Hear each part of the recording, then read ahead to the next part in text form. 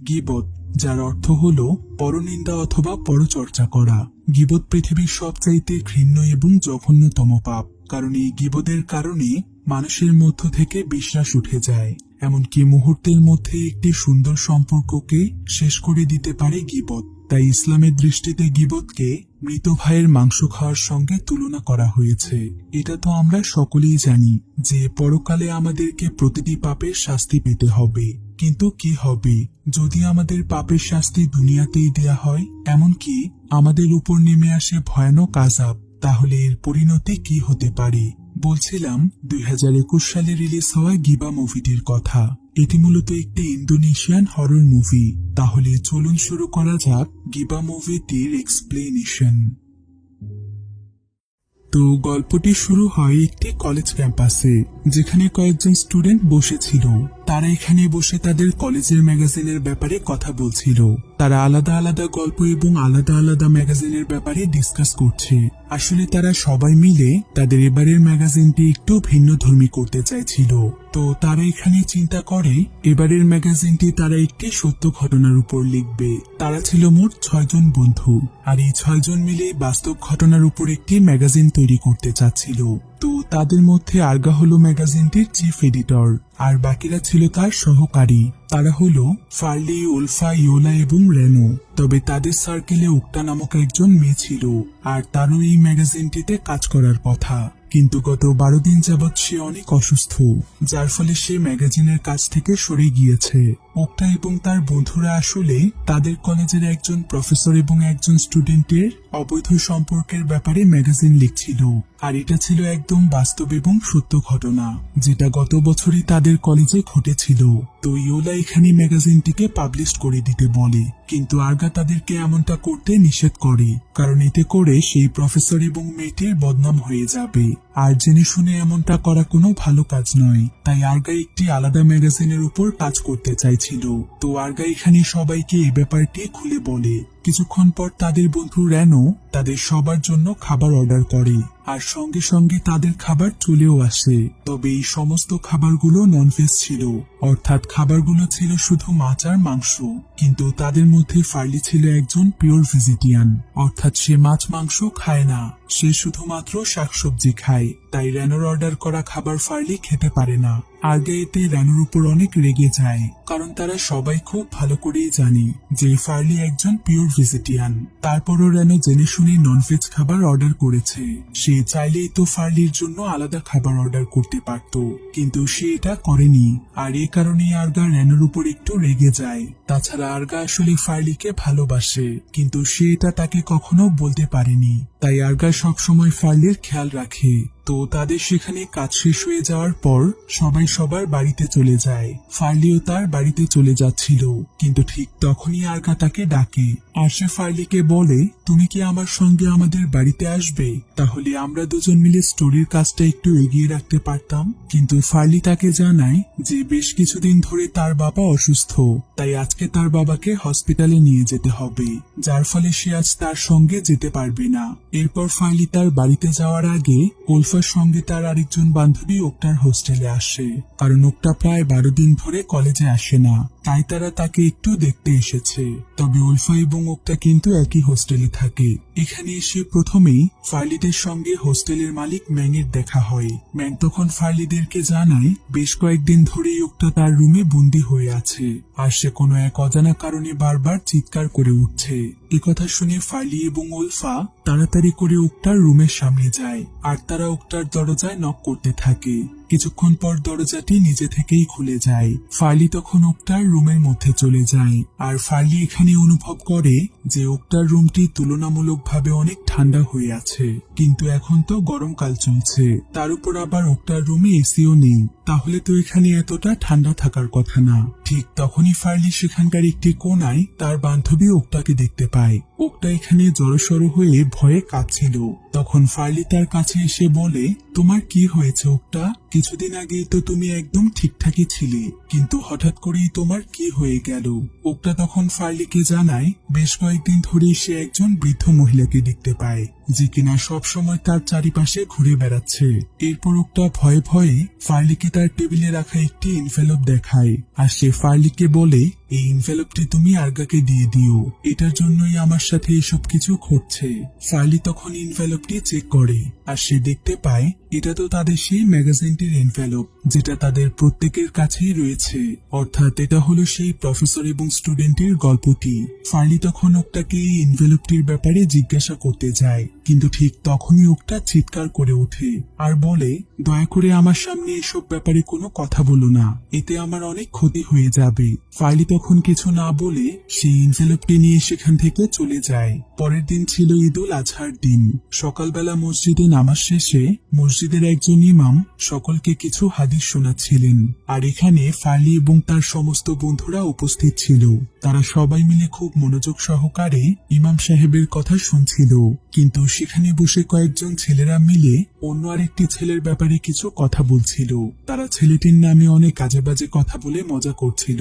ঠিক তখনই সেখানে সাদা একটি ধোঁয়া আসে, আর সেই ধোঁয়াটি একটি ছেলের শরীরে প্রবেশ করে। এদিকে ইমাম সাহেব তাদের সবাইকে উদ্দেশ্য করে বলে, আমাদের কখনোই কারো ব্যাপারে গীবত করা উচিত নয়, এটা হলো সবচাইতে জঘন্য এবং ঘৃণ্যতম পাপ। গীবত করাকে আল্লাহ তাআলা মৃত ভাইয়ের মাংস খাওয়ার সঙ্গে তুলনা করেছেন, তাই আমাদেরকে সব সময় এই ধরনের পাপ থেকে দূরে থাকতে হবে। এরপর আমরা ফার্লিকে দেখতে পাই, যে কিনা একটু তাড়াতাড়ি করে বাড়িতে ফিরে এসেছে, কারণ আজকেও তাকে তার বাবাকে নিয়ে হসপিটালে যেতে হবে। তো ফার্লি এখানে তার বাবার সঙ্গে কথা বলছিল, কিন্তু ঠিক তখনই তার কাছে ইউলার কল আসে। ইউলা তখন ফার্লিকে বলে, আজকে আমার পেটে ভীষণ ব্যথা করছে, কিন্তু একটু পরেই আমার স্টোরি কভার করতে যাওয়ার কথা, আমি মনে হয় আজকে যেতে পারবো না, তুমি কি আজকে আমার বদলে স্টোরি কভার করতে যাবে? তখন ফার্লি ইয়োলাকে বলে, আজকে আমাকে আমার বাবাকে নিয়ে হসপিটালে যেতে হবে, তাহলে আমি এখন তোমার জায়গায় কিভাবে যাব বলো? কিন্তু ইয়োলা ফার্লির কোনো কথাই শুনতে চাইছিল না। সে নাছোড়বান্দার মতো ফার্লিকে অনুরোধ করতে থাকে। তখন ফার্লির মা ফার্লিকে বলে, ইয়োলা যেহেতু এতবার করে বলছে, তাহলে তুমি চলে যাও, আমি না হয় তোমার বাবাকে নিয়ে হসপিটালে চলে যাব। কিন্তু তারপরও ফার্লি তার বাবাকে রেখে যেতে চাইছিল না, তবে সে বাধ্য হয়ে ইয়োলার কথায় রাজি হয়ে যায়। ফার্লি তখন স্টোরি কভার করার জন্য প্রথমেই উলফা এবং আরগার কাছে যায়, যারা কিনা মসজিদের সামনে ছিল। তারা আসলে এখানে কোরবানি নিয়ে একটি ম্যাগাজিন তৈরি করতে চাচ্ছিল, কারণ প্রফেসর এবং স্টুডেন্টের গল্পটি তারা বাদ দিয়ে দিয়েছে। তো ফার্লি এখানে কোরবানির পশুর কিছু ছবি তুলতে থাকে, যাতে করে ম্যাগাজিনে তারা এই ছবিগুলো ব্যবহার করতে পারে। কিছুক্ষণের মধ্যেই সেখানে কোরবানি শুরু হয়, আর ফার্লি যেহেতু একজন পিওর ভেজিটিয়ান ছিল, তাই এখানে ফার্লি অনেক অস্বস্তি বোধ করছিল। এর মধ্যেই উলফা ফার্লিকে ইয়োলার একটি ছবি দেখায়, যেটা সেই মাত্র সোশ্যাল মিডিয়াতে আপলোড করেছে, আর এই ছবিটি সে একটি হোটেল রুমে তুলেছে। ফার্লি এতে প্রচন্ড রেগে যায়, কারণ তার কাছে মনে হয় ইয়োলা হয়তো তার বয়ফ্রেন্ডের সঙ্গে হোটেলে আনন্দ করছে, আর এটা করার জন্যই সে তাকে মিথ্যে বলেছে। কিন্তু সে ইয়োলার কথা বিশ্বাস করে তার বাবাকে হসপিটালে নিয়ে যেতে পারেনি। ফার্লি এখানে রেগে গিয়ে ইয়োলার নামে অনেক উল্টো পাল্টা কথা বলে। ঠিক তখনই সেখানে সেই সাদা ধোঁয়াটি চলে আসে, আর সেটা সোজা ফার্লির শরীরে প্রবেশ করে। ফলে সঙ্গে সঙ্গেই ফার্লির মাথা ঘুরে ওঠে, কিন্তু উলফা তাকে ধরে ফেলে। এদিকে সেখানে একটি ছাগল কোরবানি দেয়া হচ্ছিল, আর ফার্লি সেখানেই দাঁড়িয়েছিল। কিন্তু ঠিক তখনই সেই ছাগল কোরবানির রক্ত ফার্লির মুখে ছিটকে আসে। ফার্লি এতে প্রচন্ড ভয় পেয়ে যায়। এরপর সে দৌড়ে সেখানে থাকা একটি ওয়াশরুমে চলে আসে, আর সে তাড়াতাড়ি করে তার হাত মুখ পরিষ্কার করতে থাকে। কিন্তু ঠিক তখনই ফার্লির চোখ সেখানকার আয়নার মধ্যে পড়ে। ফার্লি এখানে অনেক ভয়ানক একটি দৃশ্য দেখে। ফার্লি দেখতে পায় যে সে নিজের মুখের চামড়া নিজেই উঠিয়ে ফেলছে। এটা দেখে ফার্লি প্রচন্ড ভয়ে চিৎকার করতে থাকে, কিন্তু ঠিক তখনই সে বুঝতে পারে যে এটা আসলে তার কল্পনা ছিল। এরপর ফার্লি সেখানে অদ্ভুত এক ধরনের গোংরানির আওয়াজ পায়। সে তখন পুরো ওয়াশরুমটি চেক করে দেখে, কিন্তু সে কোথাও কাউকে দেখতে পায় না। ফার্লি বুঝতে পারছিল না যে তার সঙ্গে এগুলো কি হচ্ছে, তাই সে কোনো কিছু না ভেবেই দৌড়ে সেখান থেকে বেরিয়ে যায়। অন্যদিকে আমরা ওকটাকে দেখতে পাই, যে কিনা তার রুমে বসে নামাজ পড়ছিল, কিন্তু সে নামাজে বসেও অনেক আতঙ্কিত ছিল। ওকটা নামাজে মনোযোগ দেওয়ার অনেক চেষ্টা করে, কিন্তু ঠিক তখনই সেখানে সেই বৃদ্ধ মহিলাটি চলে আসে। ওকটা এতে প্রচন্ড ভয় পেয়ে যায়, আর সে জোরে জোরে চিৎকার করতে থাকে। কিন্তু তাকে কেউ বাঁচানোর আগেই বৃদ্ধ মহিলাটি তার শরীরের মধ্যে প্রবেশ করে। এরপর আমরা উমি নামক একজন মহিলাকে দেখতে পাই। উমি হলো হোস্টেলের মালিক ম্যাংয়ের ওয়াইফ। এখানে তার সঙ্গে তার মেয়ে ডিনাও ছিল, কিন্তু ঠিক তখনই সেখানে ওকটা চলে আসে। আর ওকটা এখানে অদ্ভুত অদ্ভুত আচরণ করছিল। উমি এতে বুঝতে পারে যে ওকটার উপর হয়তো কোনো জিন ভর করেছে। ঠিক তখনই উমি তার চোখ সাদা করে ফেলে আর আয়াতুল কুরসি পড়ে ওকটাকে অজ্ঞান করে দেয়। আসলে ছোটবেলা থেকেই উমির মধ্যে একটি আলাদা পাওয়ার ছিল, সে জিনদেরকে কাবু করে ফেলতে পারে। উমি আসলে মাদ্রাসায় পড়েছে, তাই কোরআনের সমস্ত সূরা তার জানা আছে। এরপর উমি ওকটাকে তার বিছানায় শুইয়ে দেয়। সেখানে উমির স্বামী ম্যাংও চলে এসেছে। তারা ওকটার রুমে এসে অনেক অস্বস্তি বোধ করছিল, কারণ ওকটার রুম থেকে প্রচুর পরিমাণে দুর্গন্ধ ছড়াচ্ছিল, যার ফলে সেখানে থাকাই যাচ্ছিল না। এরপর উমি এখানে ম্যাংকে বলে, আমি প্রায় অনেক বছর পর আমার এই পাওয়ারটি ব্যবহার করছি, হয়তো এখন আমার অনেক বড় ধরনের বিপদ আসতে পারে। আর এখানে আমরা বুঝতে পারি যে উমি যদি তার মধ্যে থাকা পাওয়ারটি ব্যবহার করে তাহলে তার ক্ষতি হয়, অর্থাৎ জিনেরা তার ক্ষতি করে। এরপর উমি সবাইকে রুম থেকে বের করে দেয় আর সে একটি চেয়ারের উপর বসে সেখানে দোয়া পড়তে শুরু করে, যাতে করে ওকটার শরীর থেকে সেই জিনটি বের হয়ে যায়। ঠিক তখনই আমরা দেখতে পাই যে উমির চোখ আবারও সাদা হয়ে গিয়েছে। এদিকে বাহিরে দাঁড়িয়ে ম্যাং এবং ডিনা উমির জন্য অপেক্ষা করছিল। ডিনা এখানে তার বাবার কাছে উমির ব্যাপারে জানতে চায়, কারণ ডিনা কখনো তার মায়ের এমন রূপ দেখেনি। ম্যাং তখন ডিনাকে বলে, উমির মধ্যে মাতারাম বংশের রক্ত বইছে, আর এই মাতারাম বংশ একসময় জিনদের কাছ থেকে এক ধরনের পাওয়ার পেয়েছিল, যার ফলে উমির মধ্যেও সেই ধরনের পাওয়ার রয়েছে। এরপর ম্যাং ডিনাকে জিনদের ব্যাপারে বলে। ম্যাং তাকে জানায়, মানুষের মধ্যে যেমন ভালো মন্দ রয়েছে, জিনদের ক্ষেত্রেও ভালো মন্দ দুটোই রয়েছে। আবার কিছু কিছু জিন এমনও আছে যারা কিনা মানুষকে খারাপ জিনদের হাত থেকে বাঁচতে সাহায্য করে। ঠিক এমনই একটি জিন উমির মধ্যেও রয়েছে। এদিকে উমি তার মধ্যে পুরোপুরি ভাবে শক্তি সঞ্চয় করেছে। উমি তখন ওকটার ভেতরে থাকা জিনটিকে জিজ্ঞাসা করে, তুমি আসলে কে, আর তুমি কোথা থেকে এসেছো, তুমি কেনই বা ওকটার ক্ষতি করছো? ঠিক তখনই সেই জিনটি দাঁড়িয়ে পড়ে আর উমি এখানে একদম চমকে যায়, কারণ উমি দেখতে পায় ওকটার মধ্যে কোনো সাধারণ জিন নয়, বরং তার ভেতরে পৃথিবীর সবচাইতে শক্তিশালী জিন অর্থাৎ ইফরিত জিন রয়েছে, যে কিনা একজন বৃদ্ধ মহিলার রূপ ধারণ করেছে। এরপর ইফরিত জিন এখানে উমিকে ভয় দেখানোর চেষ্টা করে, ফলে ওকটা দেখতে অনেক ভয়ানক হয়ে যায়। ওকটার সম্পূর্ণ জীব সাপের আকৃতি ধারণ করে। উমি তখন আরো বেশি বেশি দোয়া পড়তে শুরু করে, কিন্তু ইফরিত জিন এতে হাসতে শুরু করে আর সে উমিকে বলে, এসব করে তুমি আমার কিছুই করতে পারবে না, আমি কতটা শক্তিশালী সেটা তুমিও খুব ভালো করেই জানো, তাই ভালো চাইলে আমার রাস্তা থেকে তুমি সরে যাও। কিন্তু উমি যখন তার কোনো কথাই শুনছিল না, তখন ইফরিত জিন অনেক রেগে যায় আর সে উমির উপর আক্রমণ করে, কিন্তু উমি কোনো মতে ইফরিত জিনকে আবারও অজ্ঞান করে ফেলে আর এবারের মতো উমি বেঁচে যায়। এদিকে চিৎকারের আওয়াজ শুনে ম্যাং এবং ডিনা তাড়াতাড়ি করে উমির কাছে চলে আসে। রুমের মধ্যে এসে ডিনা এবং ম্যাং দেখতে পায় যে রুমের সবকিছু একদম ছড়িয়ে ছিটিয়ে রয়েছে। এ ব্যাপারে ম্যাং জানতে চাইলে উমি তাকে সবকিছু খুলে বলে। সে জানায় যে ওকটার উপর পৃথিবীর সবচাইতে ভয়ানক একটি জিন ভর করেছে আর সে কোনো মতে জিনটিকে কন্ট্রোলে এনে অজ্ঞান করে দিয়েছে।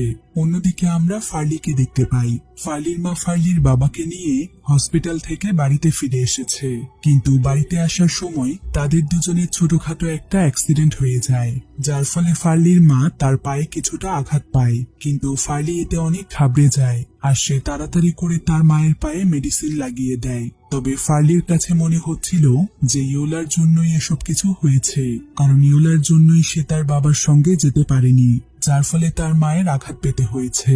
তাই ফার্লি এখানে ইয়োলার নামে অনেক উল্টো পাল্টা কথা বলতে থাকে, কিন্তু ফার্লির বাবা তাকে এমনটা করতে নিষেধ করে, কারণ কারো ব্যাপারে উল্টো পাল্টা কথা বলা ঠিক নয়।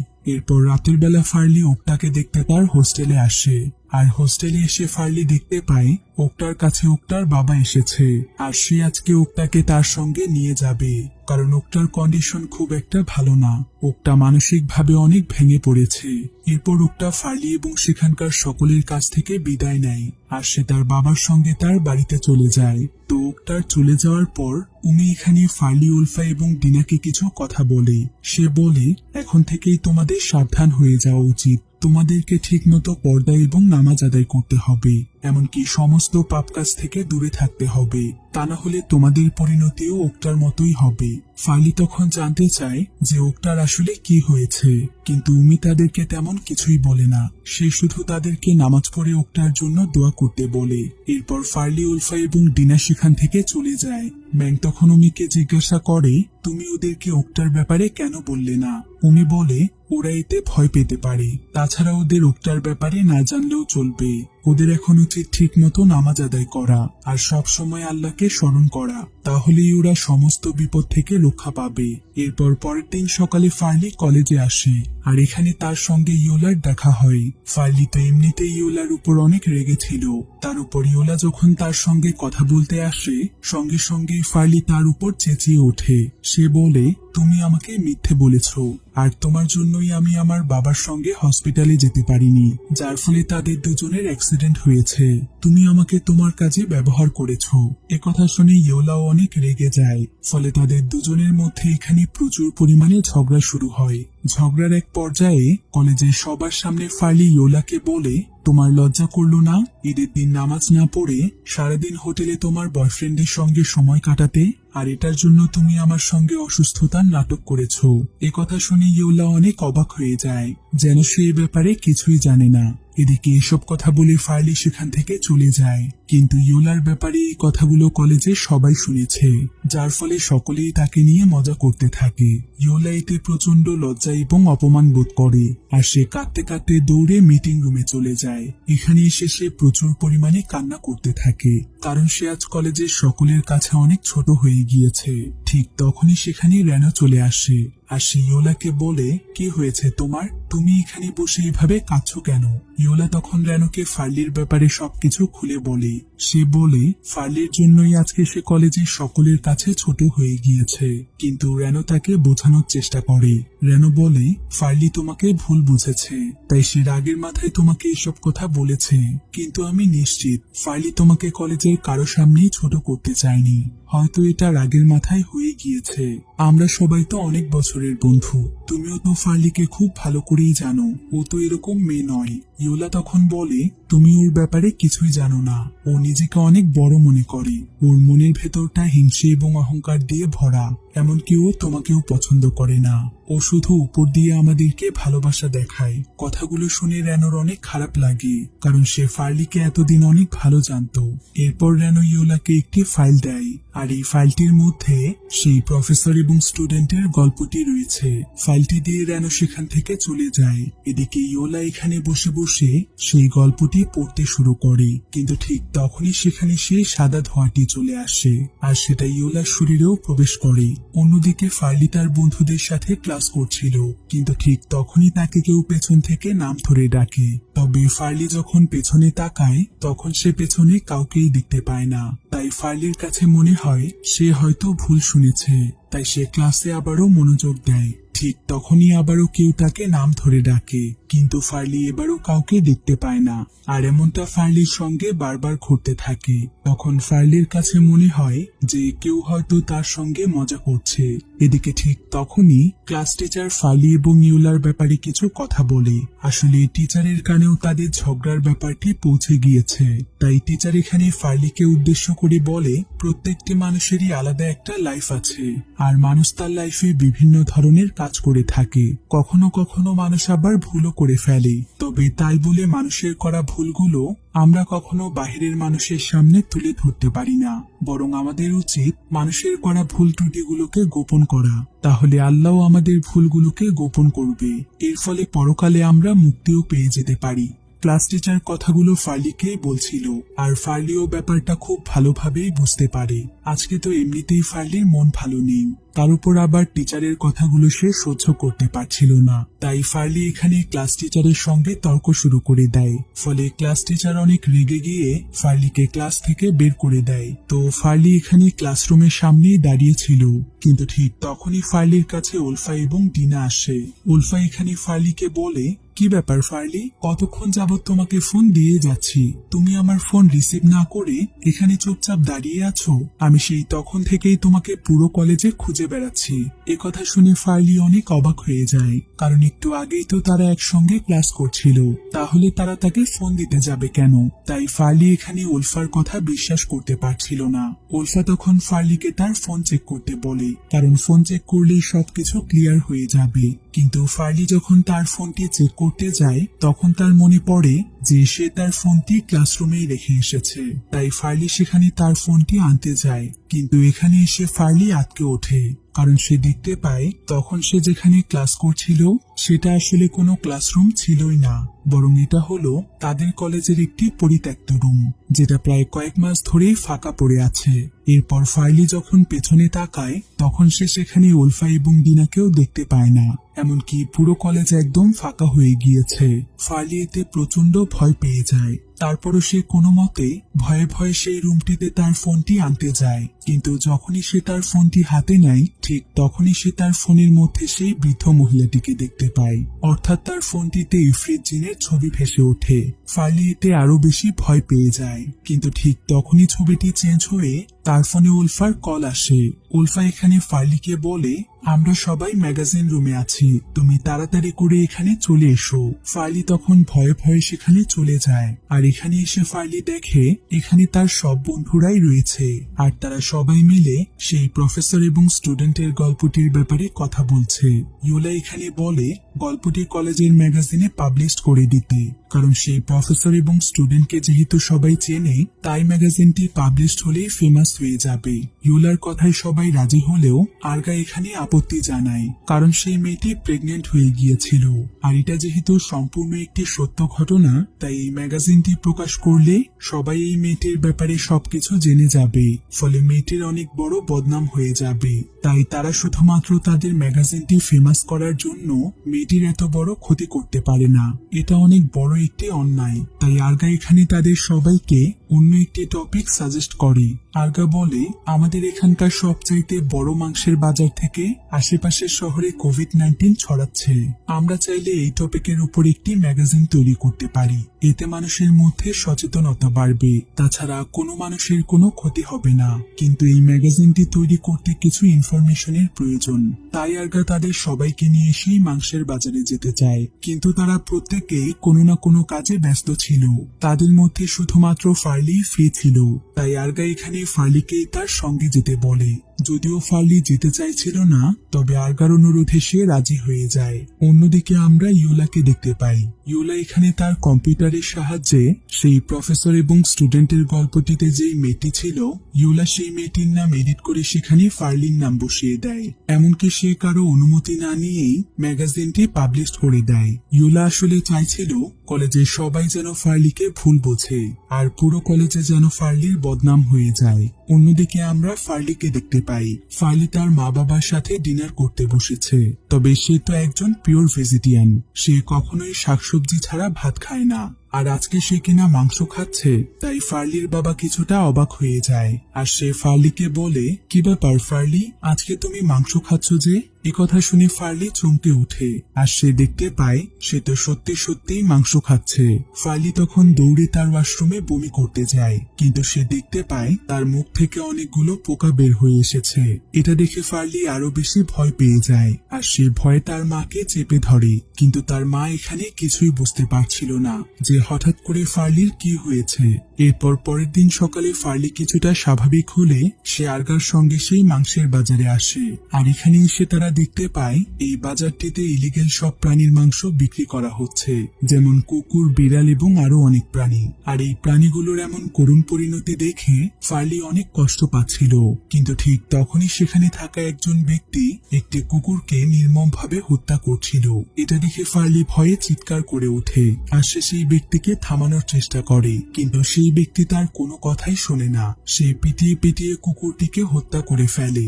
এমন সময় ফার্লি একটি ভিশন দেখতে পায়। ফার্লি দেখে যে সে সেখানে বসে সেই কুকুরের মাংসগুলো অনেক মজা করে খাচ্ছে। এটা দেখে ফার্লি ভয়ে চিৎকার করতে থাকে, কিন্তু ঠিক তখনই আর্গা তার হুঁশ ফিরিয়ে আনে।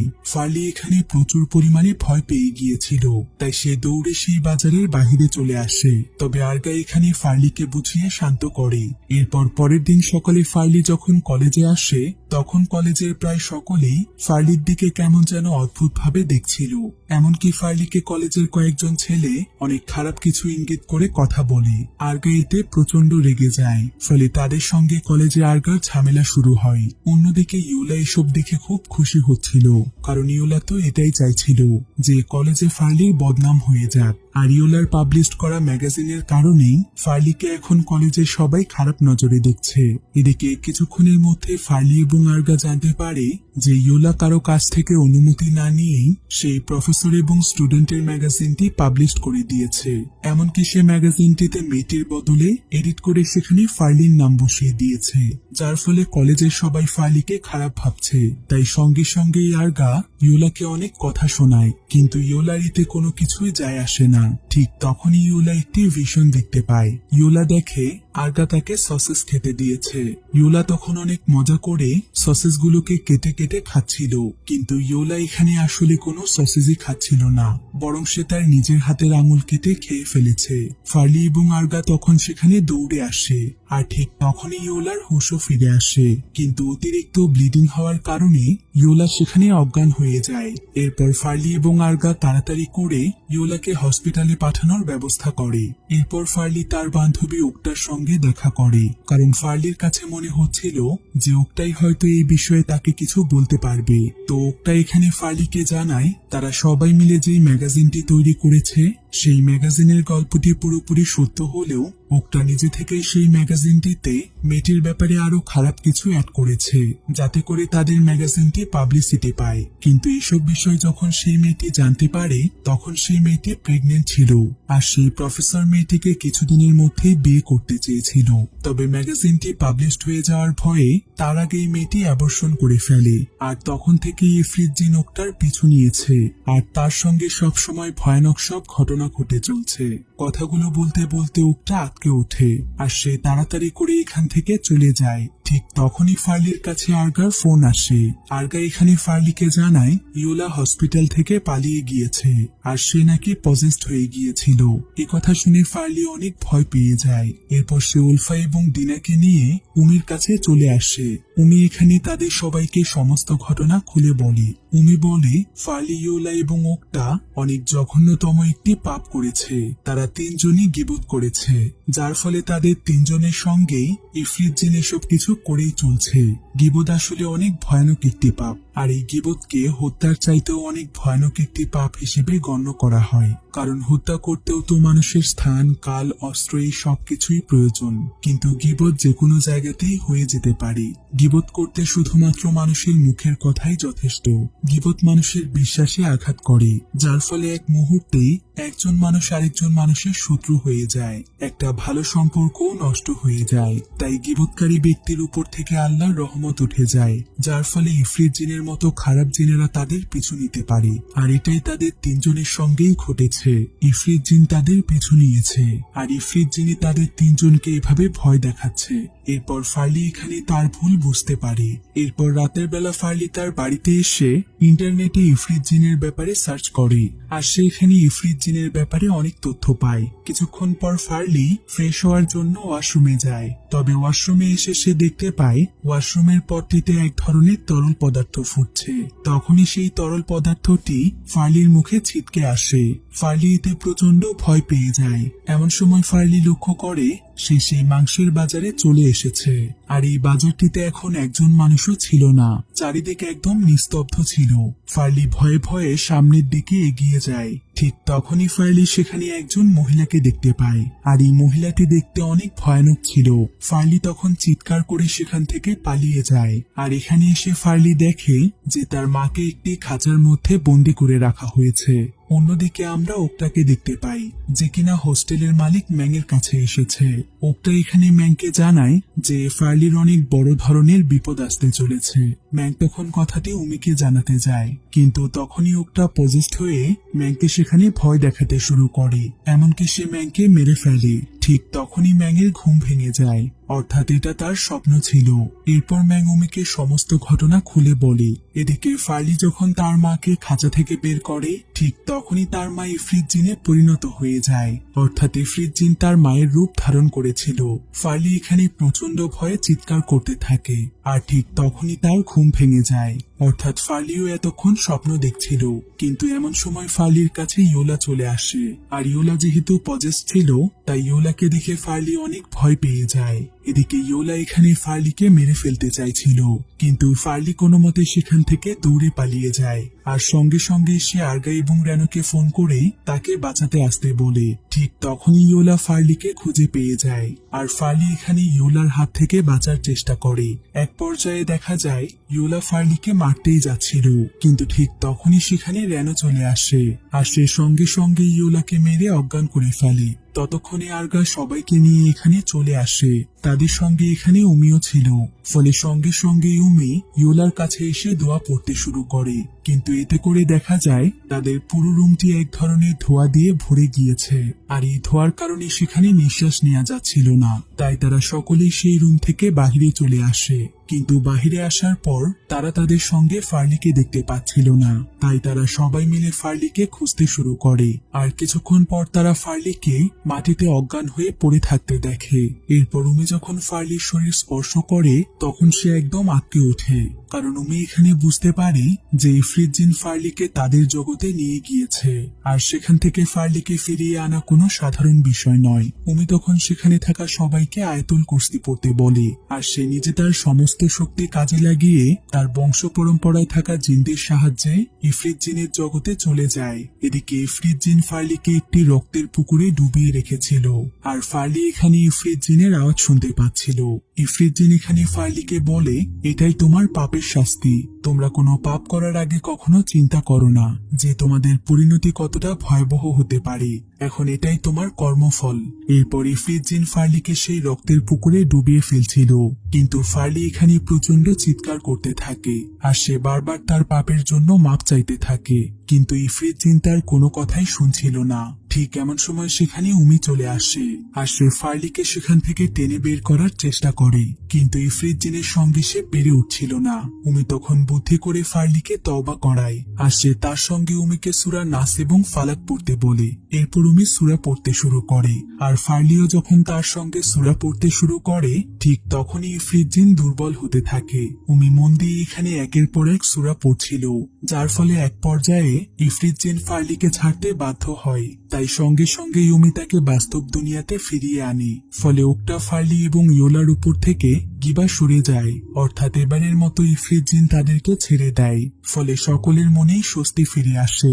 উমি তখন তাদের তিনজনকে এবার ভালোভাবে চলতে বলে। আর সকল ধরনের পাপ কাজ থেকে তাদেরকে দূরে থাকতে বলে। পরের দিন সকালে ফার্লি এবং ইয়োলা একে অপরের কাছে ক্ষমা চায়, কারণ তারা দুজনই দুজনের উপর অন্যায় করেছে।